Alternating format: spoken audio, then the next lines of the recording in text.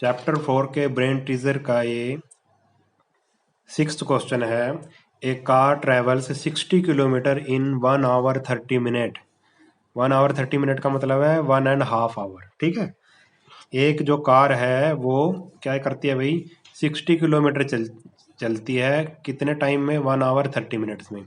How long will it take to cover a distance of 100 kilometre at the same speed. वो 100 kilometre कितने time में चलेगी, time निकालना है हमने। ठीक है, तो आप ये बात याद रखना कि जो डिस्टेंस है और जो टाइम है, ठीक है, ये बात नोट कर लो।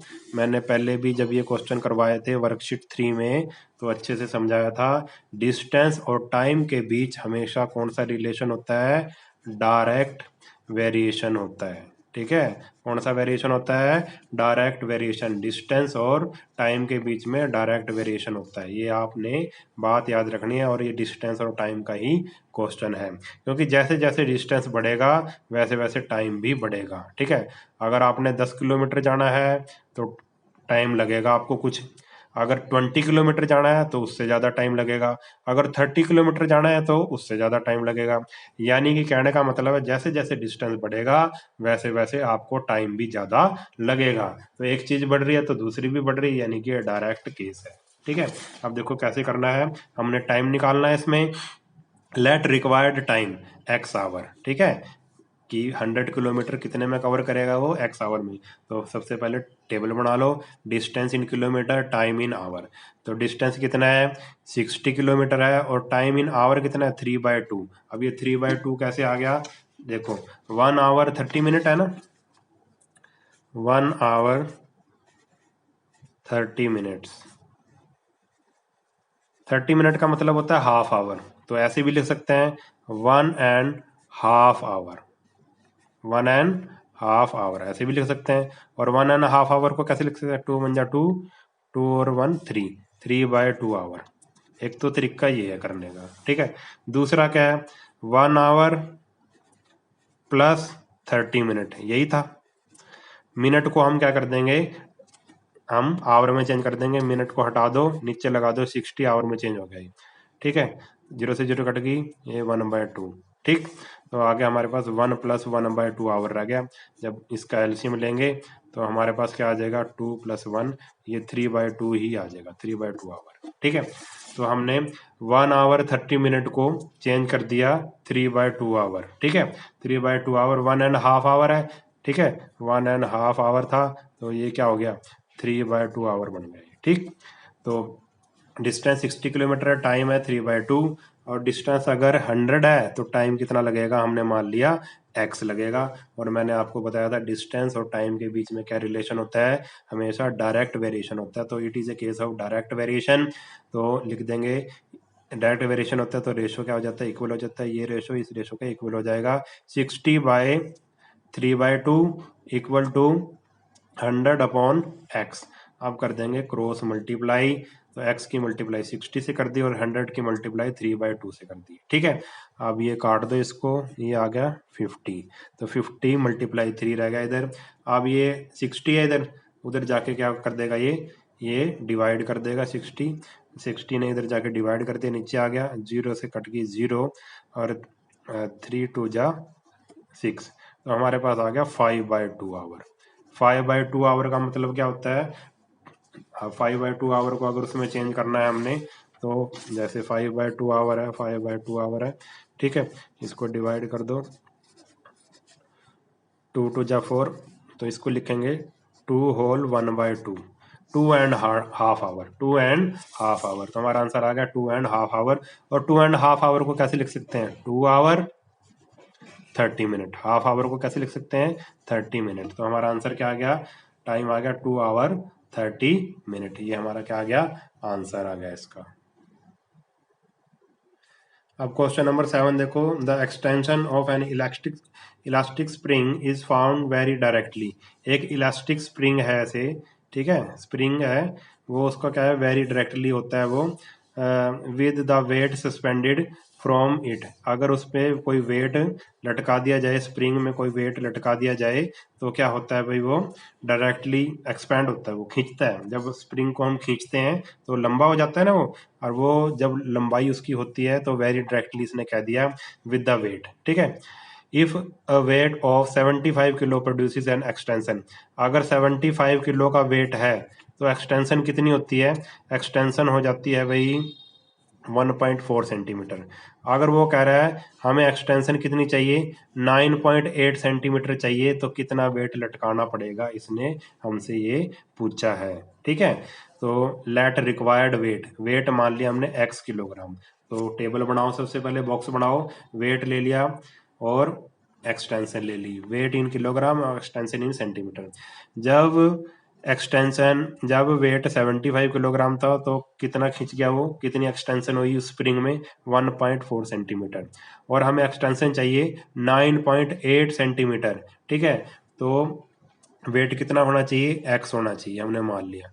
अगर ज्यादा खींचना है स्प्रिंग को तो ज्यादा वेट लटकाना पड़ेगा, ज्यादा खींचा तो ज्यादा वेट लटकाना पड़ेगा, डायरेक्ट केस है। तो हम लिख देंगे भाई it let required weight x kilogram, it is a case of direct variation, direct variation है तो क्या हो जाएगा भाई, रेशो इक्वल हो जाएगा, इसका रेशो इसके रेशो का इक्वल हो जाएगा, 75 बाय 1.4 और ये x बाय 9.8, ठीक है।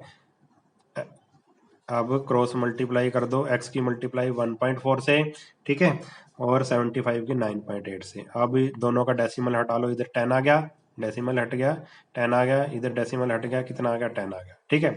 अब ये उधर जाके रेसिप्रोकल हो जाएगा, 10 डिवाइड कर रहा है, मल्टीप्लाई कर देगा, और 14 ऊपर है, नीचे आ जाएगा, ठीक है। ये हमने कर दिया 75 98 बाई 10 तो था ही, 10 ऊपर आ गया, ये वाला 10 ऊपर आ गया, और 14 नीचे आ गया, 10 से 10 हो गया, 14 7 जा 98, 75 और 7 की जब मल्टीप्लाई करी हमारे पास कितना आ गया, हमारे पास आ गया आंसर 525, तो रिक्वायर्ड वेट क्या आ गया, 525 kg, ये हमारा क्या आ गया, आंसर आ गया। इतना वेट लटकाना, इतना वेट उस पे क्या करना पड़ेगा, सस्पेंड करना पड़ेगा, इतना सस्पेंड करना पड़ेगा, इतना लटकाना पड़ेगा, तब उस स्प्रिंग में 9.8 सेंटीमीटर का एक्सटेंशन होगा, ठीक है, एक्सपेंड होगा वो।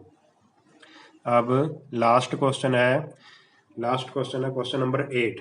इन 25 days the earth picks up 6 multiply 10 raise to power 8 pounds of dust from the atmosphere, ठीक है। इतनी डस्ट उड़ जाती है 25 डेज में, इतने डस्ट पार्टिकल, ठीक है। How much dust will pick up in 15 days, 15 days में कितनी डस्ट उड़ेगी, कितने डस्ट पार्टिकल उड़ेंगे, 25 डेज में इतने उड़ते हैं तो 15 डेज में कितने उड़ेंगे, ठीक है। देखो 25 डेज हैं और डस्ट पार्टिकल इतने हैं, और डेज अगर कम कर दिए, 15 कम कर दिए तो डस्ट पार्टिकल भी कम उड़ेंगे, ठीक है, डस्ट पार्टिकल भी कम हो जाएंगे, तो डायरेक्ट का केस है, डायरेक्ट वेरिएशन का केस है। Let amount of dust pick up in 15 days x pounds, pounds में दे रखा है, ये वेट में दे रखा है, ठीक है, x पाउंड्स। अब क्या बना लिया हमने, डेज लिख लिया और इधर लिख लिया dust particle in pounds, weight days लिख लिया और डस्ट पार्टिकल इन पाउंड्स लिख लिया। 25 डेज में इतने होते हैं डस्ट पार्टिकल, 15 डेज में कितने हो जाएंगे, एक्स हो जाएंगे, ठीक है।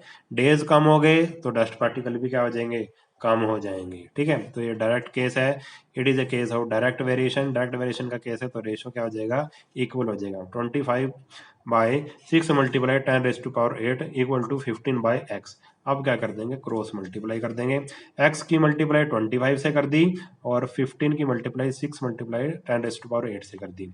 अब 25 इधर डिवाइड कर रहा है, उधर जाके क्या कर दिया, मल्टीप्लाई कर रहा है, उधर जाके इसने कर दिया डिवाइड।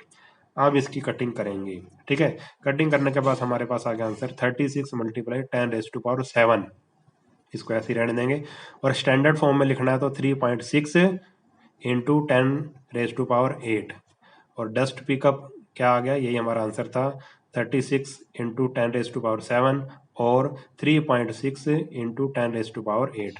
अब ये मैं इसकी कटिंग करके बता देता हूँ आपको इसकी कटिंग कैसे होगी, ठीक है। तो हमारे पास ये चीज़ थी, देखो 15 multiply 6 multiply 10 raise to power 8 upon 25, ये था ना। अब देखो कैसे कटिंग करी हमने इसकी, अब 5 3 जा 15 और 5 5 जा, तो हमारे पास रह गया 3 × 6 × 10⁻8 अपॉन 5। अब इस 5 को काटना है हमने, कैसे काटेंगे, इस 10 में से एक 10 ले लें, ये 10⁻8 है, तो मैंने ऐसे लिख लिया 3 × 10 10 × 10⁻7। इसको मैंने तोड़ के लिख लिया इसको, क्योंकि 10⁻8 का मतलब है 10⁻1 × 10⁻7। अब नीचे क्या है, 5 है, 5 2 जा 10। अब क्या आंसर आ गया, 6 3 जा 18, 18 2 जा 36, 36 × 10⁻7। ये हमारा क्या आ गया, आंसर आ गया। इस तरह से इसकी क्या करनी है, हमने कटिंग करनी है। अब इसको भी अगर स्टैंडर्ड फॉर्म में लिखना हो, क्या फॉर्म आपने पढ़ा होगा, स्टैंडर्ड फॉर्म क्या होती है, ठीक है। स्टैंडर्ड फॉर्म में लिखना, पॉइंट में लिखना हो इसको, तो यहाँ पे पॉइंट लगा दो और यहाँ पे एक बढ़ा दो, ठीक है।